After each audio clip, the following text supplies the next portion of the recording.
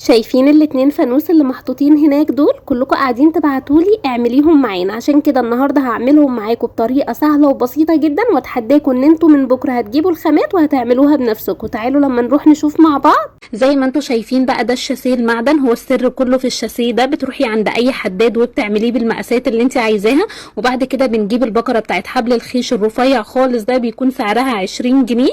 وبعد كده هنبدا نربط الخيط بالشكل ده. في تركايه هنا، انتوا طبعا شايفيني بربط فوق وتحت، الطريقه سهله ما فيهاش اي حاجه، بس في تركايه لما يبقى عندنا دايره اكبر من دايره، هي دي التركايه.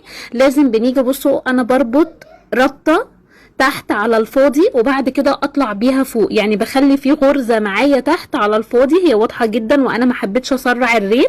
شايفين بالشكل ده كده، وبعد كده اطلع بيها فوق. ده ليه؟ علشان احنا عندنا الدايره اللي تحت اكبر من الدايره اللي فوق. هنا طبعا كانت جاهزه معايا وخلصتها كلها بنفس الطريقه، طريقه بسيطه وسهله جدا ما فيهاش اي حاجه. جبت الكور الخشب عشان اعمل الحامل او الايد بتاعتها، خلصتها بالشكل ده، وبعد كده ربطتها يمين وشمال والفانوس كان جاهز معايا. شفتوا بقى طريقه اسهل من كده؟ ما تنسوش تكتبوا لي رايكم وسيف وشير لو عجبتكم الفكره، عشان توصل لغيركم وغيركم كمان يستفاد. وطبعا لو اول مره بتشوفي ريل ليا تعملي متابعه.